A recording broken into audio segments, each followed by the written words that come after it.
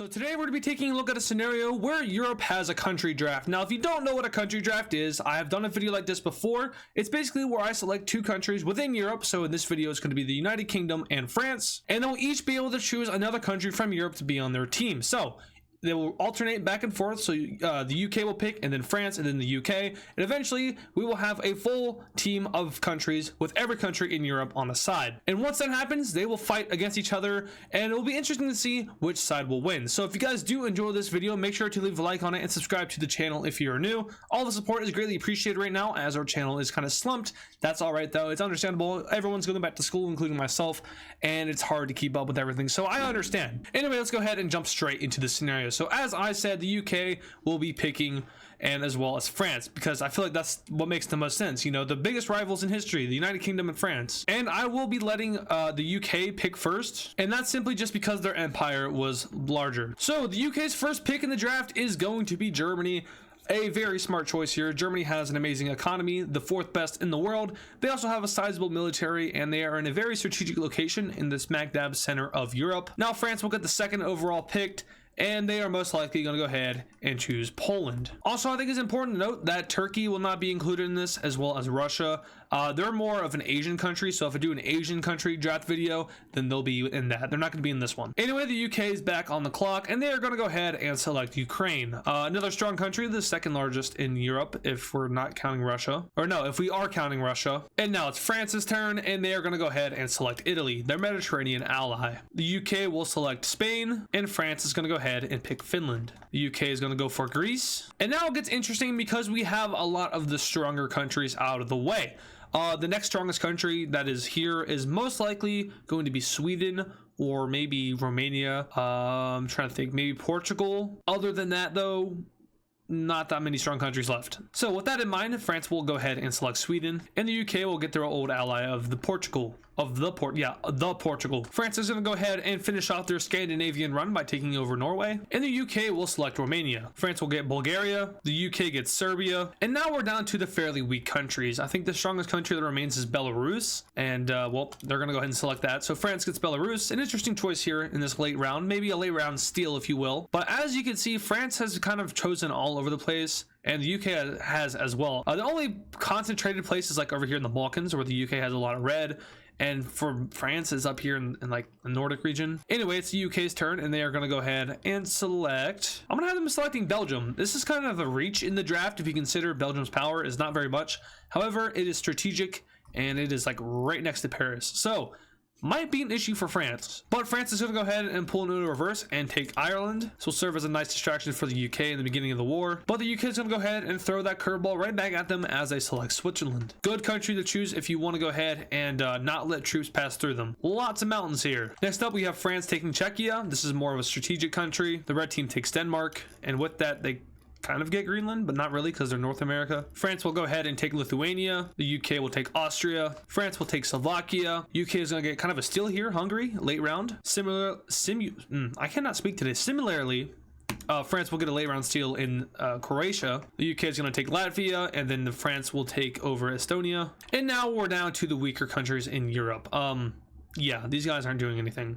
The UK will go ahead and take the Netherlands though in order to keep up with the lowland area. France will take Slovenia. This is most likely kind of like a strategical kind of thing. The UK is going to take Bosnia, which will also hurt the blue team. Speaking of the blue team, they're going to go ahead and take Albania. The red team will take over Montenegro.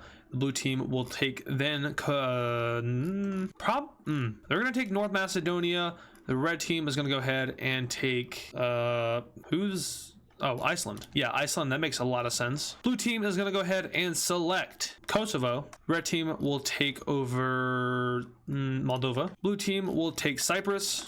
And last but not least, Luxembourg goes to the red team. So this is our country draft Europe. As you can see, it's fairly even in the number of countries, but power-wise, let's break that down real quick. So the red team has the UK as its strongest country. The blue team has France as its strongest country. Go figure. But the red team also has countries like Germany, the UK, Spain, France, not France. Why did I say France? Romania is what I meant to say, and Portugal. The blue team has powers like France, Italy, Poland, Finland, and overall, I don't really know who has the edge here. If we want to compare this to like Madden's a football game if you don't know, and we're looking at their overall, which is like how good they are, I give the red team like a 90 overall, and I give the blue team maybe like an 89 overall. Maybe swapped around. Yeah, probably swapped around. But they're really close. So let's go ahead and make these countries fight. Also, I do have to say that I have to be done with this video in the next 30 minutes because there is a preseason Monday Night Football game that I want to watch. Nothing wrong with wanting to watch your own team in preseason, right? Anyway, the red team will make the first move here,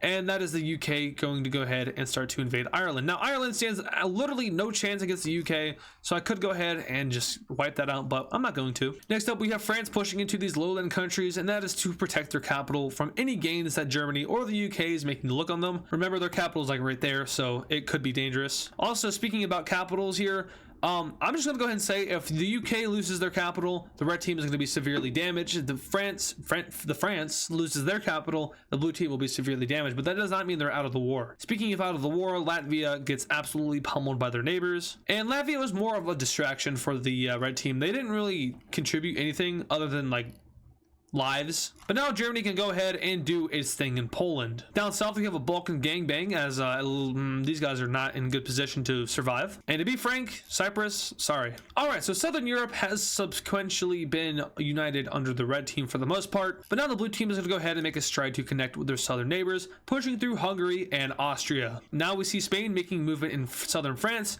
as they slither around both coasts in order to take out any naval areas which France might need. We see Italy push into Austria as well as Bosnia and Herzegovina, and France's push into the lowland countries is a success as they managed to take over all of them. Back over in Ireland, we have a complete collapse of the Irish, and now British troops are making to look an influence over here in France. Now France is kind of screwed. They didn't really get to surround themselves with their own teammates, and the UK does have the advantage in that sense since they are on an island, meaning that in theory the blue team is screwed. But we're not done just yet. We have the Nordic countries here coming into Denmark and invading them. I'm not going to make the 6-hour joke here, but they go into northern Germany, and it is here that the Germans are kind of in trouble. They go ahead and take the Sudetenland from Czechia, as well as their capital for good measure, but now they're relying on help from the UK and others because they are kind of in a pickle. Speaking of in a pickle, Belarus is most certainly in one of those, as Ukraine is taking out all of their anger on them. They swiftly capture Minsk, and with the help of their people, they overthrow Belarus. They now invade into other parts of Poland, and with Romania's help, they make a good push towards Warsaw. With the gates of Warsaw now being surrounded by Ukrainians, Poland is in trouble as they are once again fighting a two-front war. Poland can never catch a break. But hey, Finnish troops from Finland are now coming through the Baltics and have arrived over here in Lithuania, and they are now pushing into Belarus in order to try to liberate the country from the liberators. If you can't tell, I'm not good at English. They're freeing Belarusians from the freedom. Anyway, back over here in Croatia, the Balkans make a push into Croatia, and Spain is kind of pushed back just a little bit, but that does come out of the expense of France, as Germany manages to get itself together and push back France from the lowland countries all in one push. And important to note, British troops were there helping. We also see a slight pushback of the Scandinavian troops. Well, over here in Poland, we have the collapse of Warsaw, and this is going to deal a huge blow to the blue team as they are starting to lose one of their strongest members. Poland just really can't fight two-front wars, and it's proven here as their country slowly but surely starts to crumble and eventually surrenders. We now see the fall of Czechia and Slovakia, and with this, the blue team's front into Hungary and Austria is severely damaged. Finnish troops are making a case though up north as they are now pushing into parts of Poland and Belarus. However, they are stopped by the enfilade of Ukrainian and Romanian troops, which were already in the area. We see the Nordic countries push back into Germany and start to threaten Berlin, which will cause some German troops who are holding out over here in Poland to go back towards the capital in order to defend the city. Now, this does give a slight breakthrough to Finland, but it was very slight, and they are eventually stopped by reinforcements. Down south, France manages to push back France and what? See, like, I'm like dyslexic or something. France pushes back Spain and Portugal. Over here in the Balkans, things are not looking too hot for the blue team, as all of these countries are really focusing in on this area and pushing back Italy, who, if you know history, they don't really like Italy that much. They eventually meet the border of Italy and push in, capturing Venice, and it is here that it looks like the red team might win this war. However, France is going to go ahead and push through the this place, Alsace-Lorraine, and start to push into Germany, making a spearhead right towards their capital. Now, this is taking a lot of resources, and France knows it, so they eventually stop and reinforce this front line. This does kind of defer a attack from the lowland country of Belgium, which was going to take place by the red team and sweep down and take Paris, so good on France for that. However,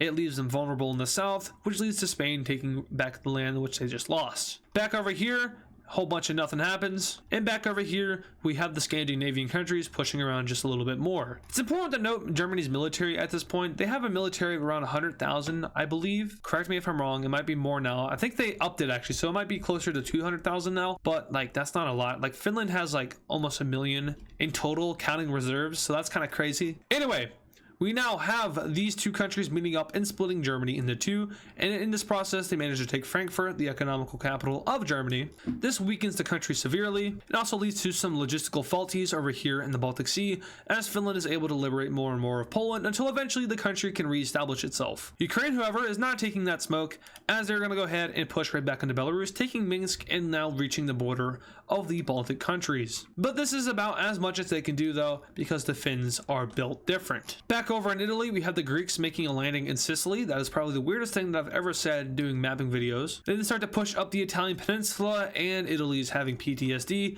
as they are being invaded from two sides. Switzerland finally does something as they start to invade the more mountainous areas of Italy, and eventually more allied landings take place along the Italian peninsula until eventually they are split in half and are forced into surrender slash, switching sides. They do that sometimes. The Spanish take out Corsica and Sicily, and the red team is rolling. Now a mass influx of Balkan troops are migrating towards France, and with this the invasion of France begins for the last time. The UK launches a landing from Normandy, and this goes well, which it really shouldn't have, but it does. And all in all, the French lose their capital, but hope is not yet lost for the other ties because France just surrendered. And with this surrender of France, all of their troops are going to surrender, leaving only the blue team troops, which are over here, to remain. Finland is going to go ahead and try to make a case for themselves as they push into Poland and do some damage, but that's about all they can do until eventually the red team, which is now in all of its might, starts to wreck the blue team. I mean, it's not pretty. We have the blue team being pushed out of continental Europe. Well, I mean, this is continental Europe, but it's like separated by a Baltic Sea. And now they are given the option to surrender, in which case they all three do, in order to save themselves from this peace treaty, which is about to wreck them. Alrighty then, let's break down this peace treaty here. So, some interesting things have happened. Some old friends have returned, and quite frankly, I'm scared. Anyway, let's start with the UK. They're going to go ahead and annex all of Ireland, and they're going to go ahead and get a chunk out of France. Now, speaking of France, they have been chunked up themselves. Spain went ahead and took what they could get, which is all of southern France. We have Belgium going ahead and taking over a good chunk of this area and uniting with Luxembourg. Germany is doing a cosplay of its old self as they took over Alsace-Lorraine, as well as some lands in Poland. Now, this isn't 100% accurate to what they had, but it's pretty close. And also, Czechia lost their Sudetenland. Now, speaking of Czechia, as you'll notice, Austria-Hungary is back, and I don't know how I feel about that. Now, of course, realistically, it wouldn't come back, but I thought it would be fun just to include it in this scenario, because why not? Going up north now, we see that Denmark now slowly controls the entrance into the Baltic Sea right here. Poland exists, but very, very very small. The Nordic countries were for the most part untouched. We have Latvia annexing all of Estonia, Lithuania, and Belarus in order to form the Baltic Union. Ukraine got very large. Romania got some land out of Bulgaria. Speaking of Bulgaria, they look very strange now. Serbia annexed all of Kosovo and Montenegro in order to just form Serbia. Bosnia and Herzegovina got access to the ocean, and Greece is looking a lot more Greek. And Italy got through this pretty much unscathed, and Switzerland didn't gain any land. And this was mostly done by however much you contributed is how much land you got. So as you'll notice, Germany contributed a lot, they got a lot of land. Ukraine contributed a lot, they got a lot of land.